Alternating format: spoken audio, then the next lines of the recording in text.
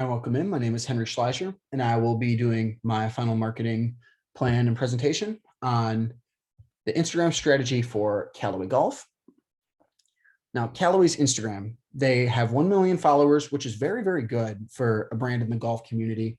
Obviously, golf is very centric. You are not going to follow this account if you are not a golf player. You may not even follow this account if you don't golf with Callaway clubs. So the fact that they have 1 million followers means that they already have a very good base. They have a very good following, and they've done a very good job of creating a base of players in a community with a lot of competing brands.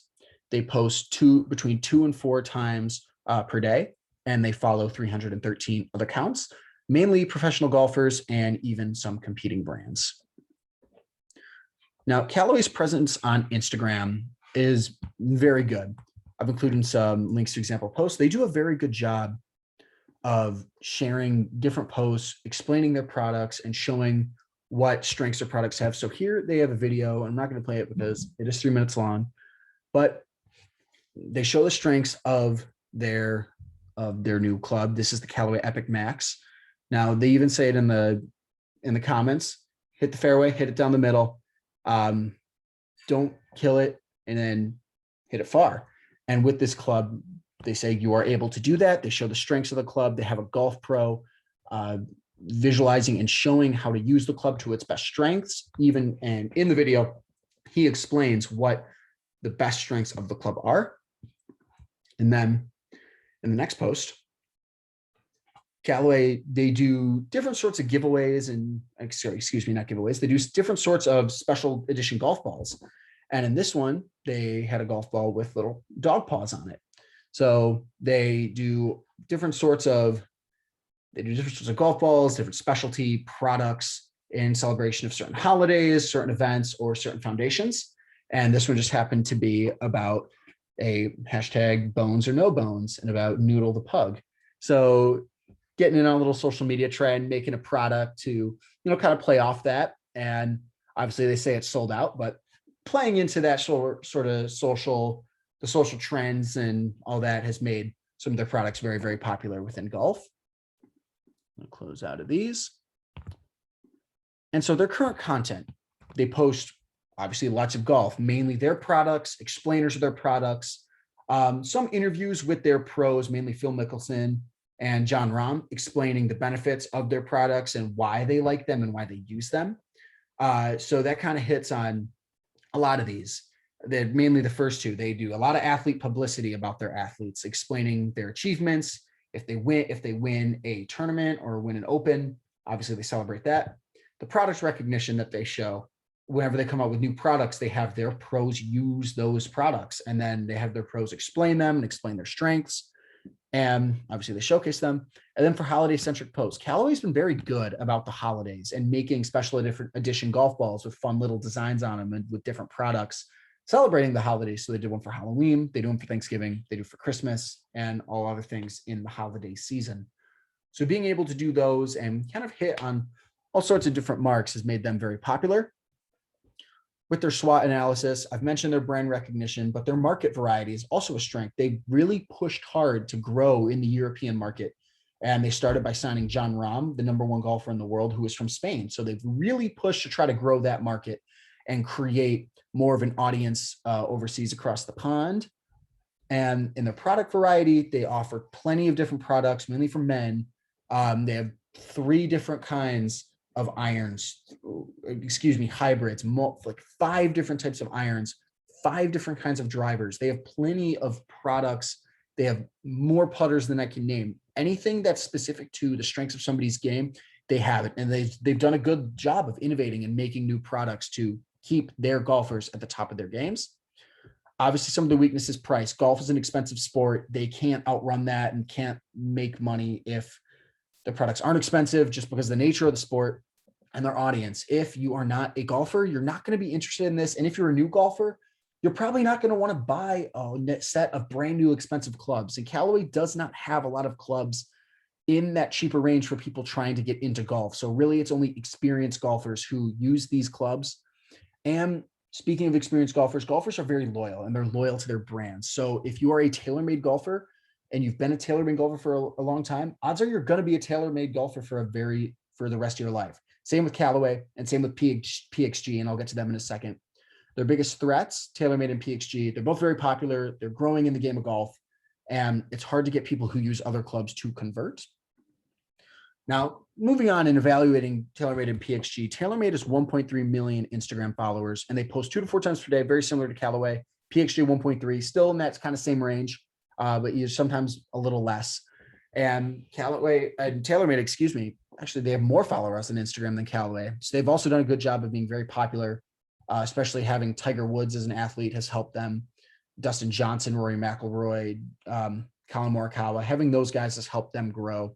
And then with PXG, they do not have a big athlete yet, but they have kind of branded themselves as the bad boys of golf, which has made them very popular, and they have been rising fast in the golf community. So that's something that Callaway, they can't change their image to that, but PXG has them there and has grown in popularity there. The audience. Golf is a very male-dominated sport. And to get a little more specific, it is a very white male dominated sport. So a lot of male golfers are between the ages of 26 and 60, 25 and 65. I know it's a big range, but a lot of young people have been getting into golf recently and have been picking up the sport.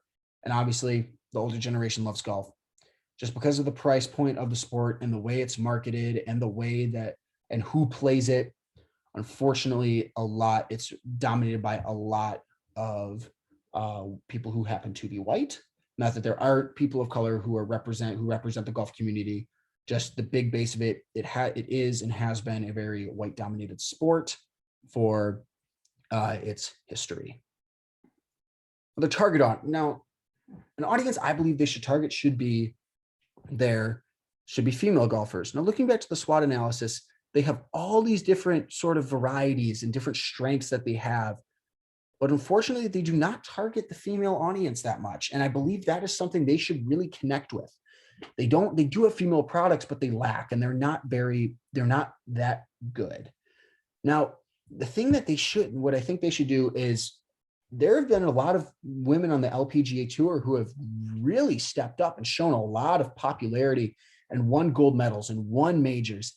And younger girls are starting to get into golf and play a lot more. So I believe targeting women between the ages of 15 and 35 who are starting to get into golf would be a very good base to help develop and nurture that target audience. I believe Canada, the United States, and Europe would be the best place to do it because they've already established themselves there. They already have a base. They already have people who know the brand and play the brand and play the product there.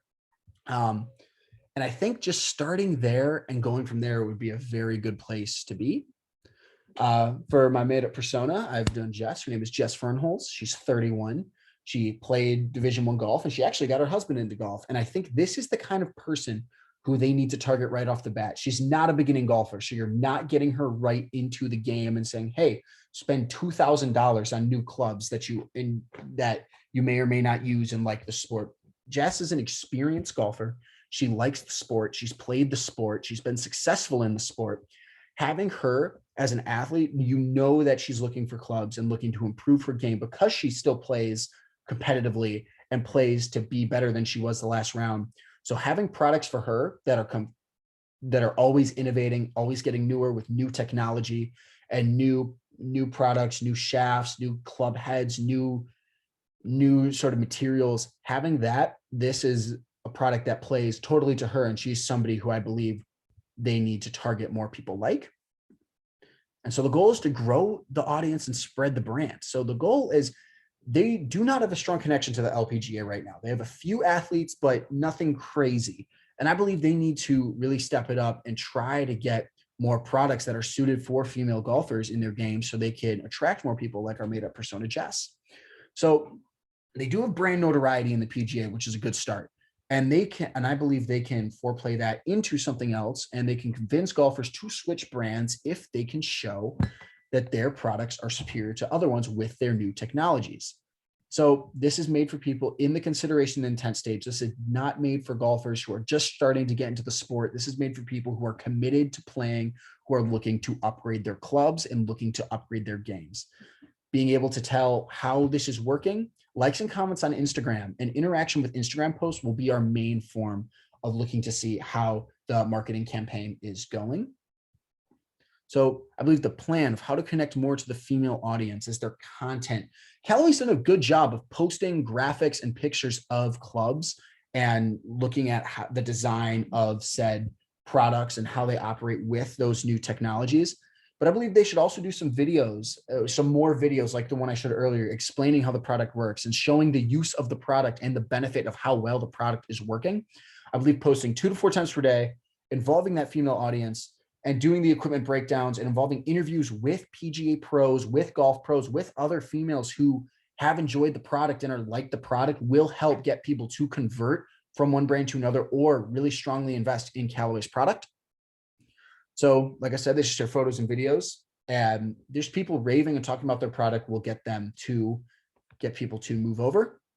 So the conversations they should join, going back to the SWOT analysis, Callaway's built a good base, like I said, and they have good market variety. They have good product variety. Being able to, those things have set them up for success in this area. So joining conversations, hashtag Callaway, hashtag Callaway Golf, hashtag Epic Max, using their own hashtags, but then also adding different conversations such as hashtag golf, hashtag 18 holes, hashtag hole in one, hashtag on the green, hashtag on the course, on the links, hit the links. Joining those gets their posts somewhere, so people will at least see them. But more serious golfers will look at them, see what the strengths of the product are. Maybe somebody's looking in to get a club fitting and interact with the company and interact with the brand and potentially get new clubs. This is a good way to get your name out there so people can see and interact.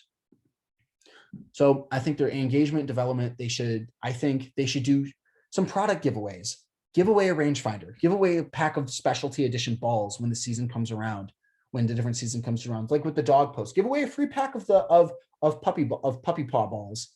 And by doing this, liking and sharing on Instagram in order to enter the contest, and then picking a winner on an Instagram live, also having live question and answer Instagram sessions involving products, I think is something good. But having product giveaways where people have to tag people to enter and like the post and share on their story. By doing that, you're getting people to share your post and spread your name around, and have people of all ages get and look and see your post and maybe want to enter the contest as well. So it's a good way to get people interested in the product, get them looking and seeing what the product is all about. And I believe that would generate more likes, more comments, and obviously more shares, and maybe even more site traffic and more purchases because of doing this and giving product away and doing fun giveaways and fun question answers, answering questions about the products. So in conclusion, the biggest way to tell if the social media strategy works is likes and comments. That'll be the direct correlation to see interaction. And if they see more interaction on posts that are geared towards female golfers, on giveaways and all that, and all of those different types of posts, then this marketing campaign will be a success. And obviously showing, I know I'm reading off the screen, but availability to answer questions and show the benefits should get people to strongly consider and eventually purchase the product. So just being able to have posts that are generated towards the female audience, getting them to invest more into these clubs, into new product, and having giveaways and question and answers and all of these things that offer a chance for golfers and people looking to get into the sport to come in and ask questions and, you know, get things addressed that they want addressed and get to know some unknowns and have the chance to win some stuff. I think that is the best way to go about their strategy on Instagram. Once again, my name is Henry Sliger. Thank you for listening, and I appreciate your time.